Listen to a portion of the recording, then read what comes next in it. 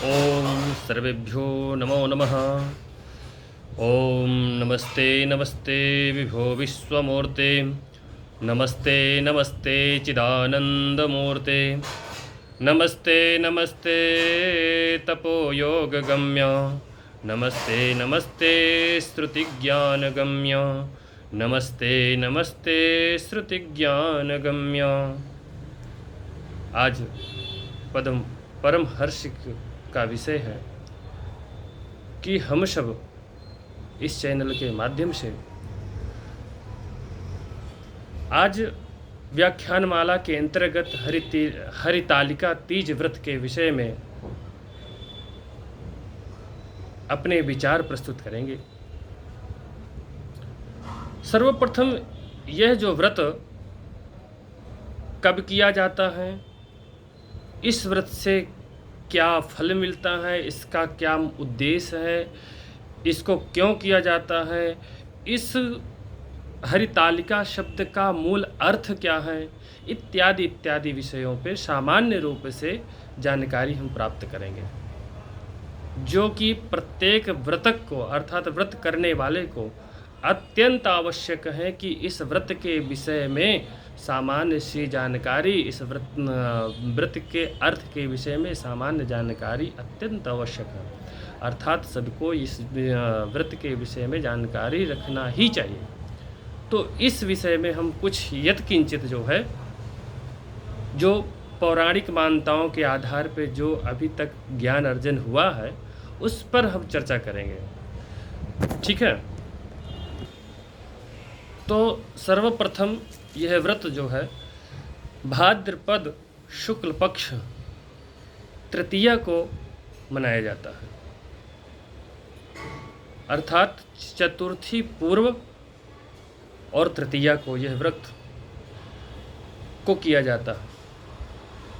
इस व्रत को मूल रूप से हिंदू महिलाएं और कुंवारी स्त्रियां इस व्रत को विधि विधान से पालन करती हैं, व्रत करती हैं। सौभाग्यवती इस स्त्रियां अपने पति की दीर्घायु के लिए तथा कुमारी स्त्रियां अपने सुंदर सौभाग्य की प्राप्ति के लिए अर्थात सुंदर पति की प्राप्ति के लिए, सुंदर पति की प्राप्ति के लिए यह व्रत धारण करती हैं। यह व्रत निर्जला रह करके भक्ति श्रद्धा भाव पूर्वक यह व्रत किया जाता है।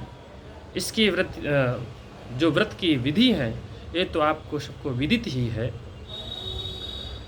लेकिन हम जो विषय पे बैठे हैं, इस माने हरितालिका नामक जो व्रत है, हरितालिका का अर्थ क्या है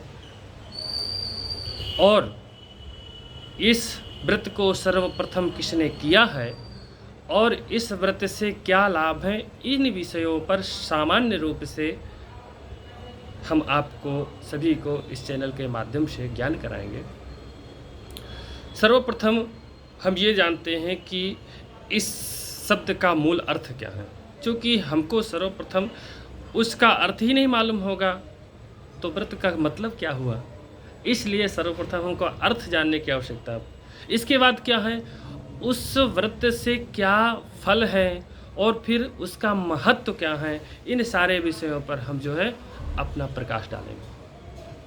तो सर्वप्रथम आप लोगों ने ये समझ लिया कि यह व्रत भाद्रपद शुक्ल पक्ष तृतीया तिथि को यह मनाया जाता है और यह फल इसका जो है मुख्य हेतु, तो इसका अर्थ क्या है, इस पर हम विचार करते हैं। हर और तालिका, हरत और तालिका दो शब्द हैं इसमें। हरत का अर्थ होता है अपहरण करना और आलिका माने सहेलियों अर्थात सखियों का समूह।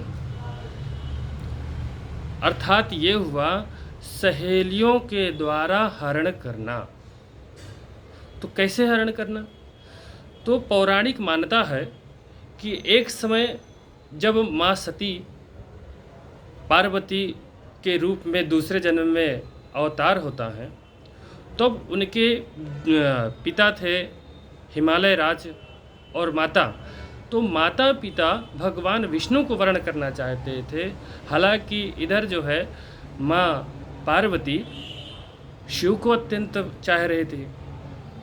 तब उसी समय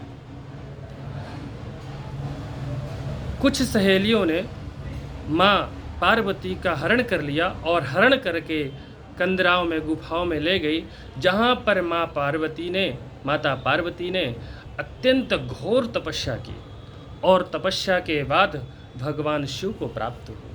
अर्थात भगवान शिव अपने समाधि में बैठे थे, समाधि में थे, लेकिन उनकी इतनी कठोर तपस्या हुई जिससे भगवान शिव की समाधि टूटी और अंत में भगवान शिव माता पार्वती को प्राप्त हुए। अर्थात माँ पार्वती का और शिव का विवाह संपन्न हुआ। इस फल के बाद, इसके बाद जो है इसका मूल फल क्या है? तब उसी समय माँ पार्वती ने कठिन तप करते हुए इस व्रत को धारण किया था। तभी से यह जो है निरंतर शिव, गणेश और माँ पार्वती के प्रतिमा को, अर्थात मिट्टी के प्रतिमा को जैसे जो भी उपलब्ध हो सके उस प्रतिमा के सामने भगवान को विधि विधान से पूजन अर्चन वंदन करती हैं कुंवारी स्त्रियां और सौभाग्यवती स्त्रियां, जो कि सौभाग्यवती स्त्रियां आपको पूर्व में हम कह भी चुके हैं। तो कुल मिलाकर के तो इस व्रत को धारण करने से सभी कामनाओं की पूर्ति होती है, भगवान शिव के सानिध्य की प्राप्ति होती है। और यदि चूँकि हमको 5 मिनट का टाइम दिया गया था, तो यदि 5 मिनट तो हो ही गया है, उससे ज़्यादा ही हो गया है, इसलिए इसकी कथा को तो आप सब लोग जानते हैं, इसलिए हम अपनी वाणी को यहीं विराम देते हैं। जय श्री राम, जय श्री कृष्ण।